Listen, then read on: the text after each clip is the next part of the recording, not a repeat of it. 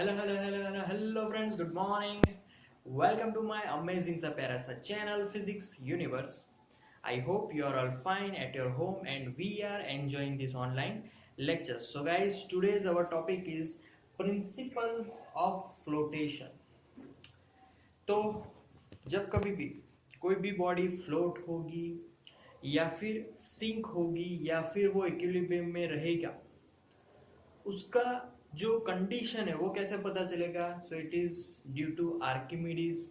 Okay, तो उससे पहले हम लोग समझ लेते हैं कि कौन सा फोर्स कब लगता है और किस पॉइंट पे लगता है। सपोज कि I have one container, inside this container I have liquid in it. इस कंटेनर को क्लोज कर देता हूं। So inside we have one liquid.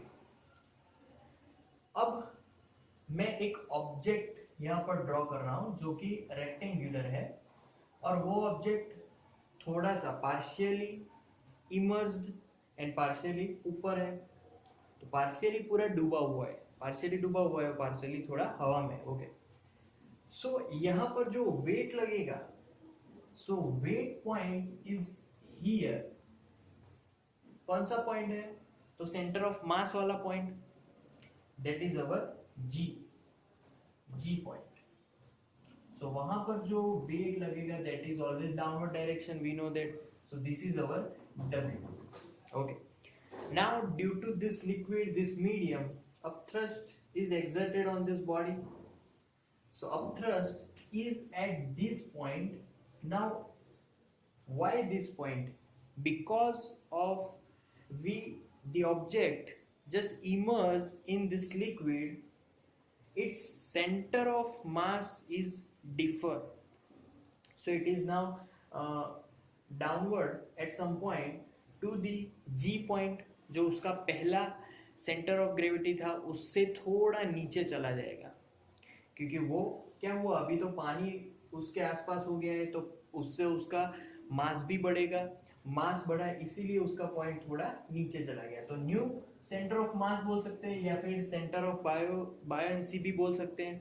तो उस पे जो फोर्स लगेगा that is in upper direction, we know that that is upthrust. उसको हम लोग बोलेंगे अपथ्रस्ट। क्लियर है? ओके, तो ये सारे फोर्स लग रहे हैं इस वजह से। अब कौन सी बॉडी क्या करेगी, फ्लोट करेगी, सिंक करेगी या इक्विलिब्रियम में रहेगी, उसकी अगर कंडीशन को समझा जाए तो फर्स्ट कंडीशन, पहली कंडीशन में लिखना चाहूंगा W is greater than FB dash. अब पहले तो हम लोग FB यूज करते थे। FB मतलब कि जब वो थोड़ा पार्शियली डूबा हुआ था, क्योंकि FB डैश कब मिलने वाला है हमें मैक्सिमम अपथ्रस्ट कब मिलेगा? जब वो कंप्लीटली अंदर आ जाएगा, पूरा मीडियम के अंदर होगा, तब मैक्सिमम अपथ्रस्ट लगेगा और maximum upthrust is our FB dash. So whenever W is greater than FB dash, the object, फिर से मैं फिगर ड्रॉ करूंगा।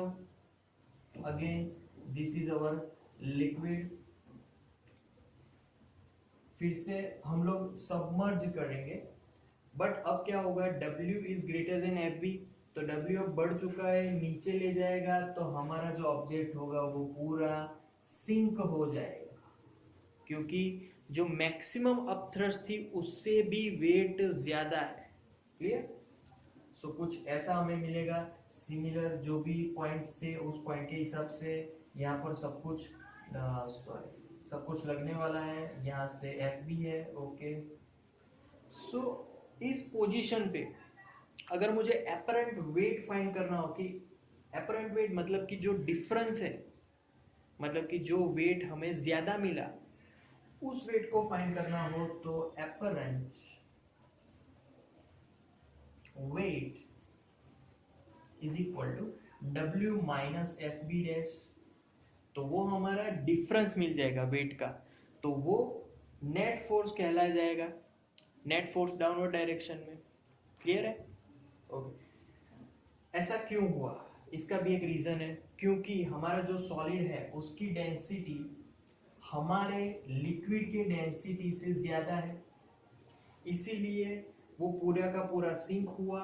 इसका मतलब हमने आगे भी पढ़ा था, V rho G is greater than V rho L G, that's why W is greater than F B dash।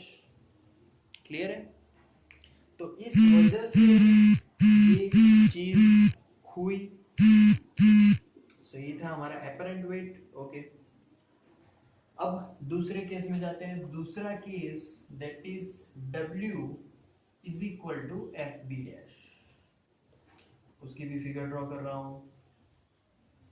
ये क्लोज्ड है। ओके, यहाँ पर मैंने लिक्विड भर दिया, लिक्विड।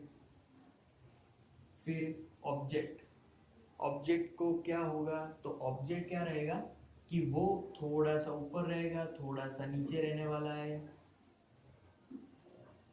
थोड़ा सा ऊपर और थोड़ा सा नीचे। तो W is equal to F B dash में ऐसा होने वाला है। बट एक्चुअल में ये जो कंडीशन मैंने ड्रॉ की वो परफेक्ट कंडीशन में जब ये दोनों सेम होंगे तब हमारा लिक्विड, क्योंकि एफ बी डैश कब मिलेगा, वो पूरा डूबा हुआ होगा तब मिलेगा। सो वो फ्री सरफेस के अकॉर्डिंग, मतलब कि उसका जो ऊपरी सरफेस है उसके अकॉर्डिंग वो डूबने वाला है। मतलब कि यहाँ पर फ्री सरफेस मतलब थोड़ा सा नहीं, मतलब कि वाटर का जो सरफेस है उसी लेवल में उसका टॉप सरफेस है। क्लियर? सो यहाँ पर अगेन पॉइंट्स तो वैसे ही रहने वाले हैं। ये डाउनवर्ड डायरेक्शन में W, ये अपवर्ड डायरेक्शन में FB, और यहाँ पर apparent weight is equal to 0, क्योंकि कुछ लग ही नहीं रहा, दोनों सेम ही है। कैसे? तो यस, अगेन दोनों का डेंसिटी सेम है। डेंसिटी सेम है इसका मतलब कि मैंने जैसे पहले इक्वेशन लिखी V rho G is equal to V rho L G, that's why W is equal to F B dash, और इसीलिए वो पूरा सिंक नहीं हो रहा या फिर पूरा ऊपर फ्लोट नहीं हो रहा, दोनों की डेंसिटी सेम है, तो इसीलिए दोनों इक्विलिब्रियम में रहने वाले हैं। क्लियर है? ओके, अब थर्ड पे चलते हैं। Third case that is our W is less than F B dash. Balance force बढ़ गया है यहाँ पर, फिर से ड्रॉ कर रहा हूँ। ड्रॉ करूंगा तब अगेन उसमें लिक्विड भरना है। ओके, लिक्विड भर दिया। अब क्या होगा, तो ऑब्जेक्ट थोड़ा सा नीचे रहेगा और थोड़ा सा ऊपर रहेगा, क्योंकि अगर हम लोग ऐसा एज्यूम कर सकते हैं कि एफ बी डैश के कारण वो तो ऊपर रहना चाहिए था टोटली, उसके जो लास्ट सरफेस है वो पानी की सरफेस के लेवल में होनी चाहिए थी। बट एफ बी डैश कब लग रहा है, जब वो नीचे डूबा हुआ होगा तभी लग पाता है। सो उसको डूबना पड़ेगा, that's why partially inside the liquid and partially outside the liquid. So similarly क्यों हुआ, क्योंकि rho is less than rho L. Solid surface की जो डेंसिटी है that is less than liquid surface, liquid की density. Similarly V rho G less than V rho L G, and that's why here I can write W less than F B dash। Clear है? Again points की अगर बात करें तो points ऐसे होंगे, यहाँ पर अपवर्ड डायरेक्शन में FB एंड डाउनवर्ड डायरेक्शन में W। अगर एपरेंट, यस एपरेंट वेट कितना होगा, तो apparent weight is equal to F B dash minus W. F B dash अभी बढ़ गया है, तो ये हमारा जो वेट के ऑपोजिट, मतलब कि ये जो मोशन है वो अपवर्ड डायरेक्शन में, तो ये हमारा जो वेट जो हमें ज्यादा मिलेगा वो वेट अपवर्ड डायरेक्शन में मिलने वाला है। Clear? So these are the our three case. Again W is equal to F B dash, इस केस में weight of substance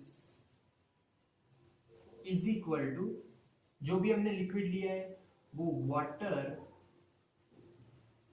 displaced by substance weight, दोनों वेट सेम होंगे। जो सब्सटेंस का वेट है that is exactly equal to water displaced by the substance, उसका wait. clear? So these are the principle of flotation. That's it for today, guys. Thank you so much for viewing my video lectures till the end. That means a lot to me. Please like my videos and subscribe my channel.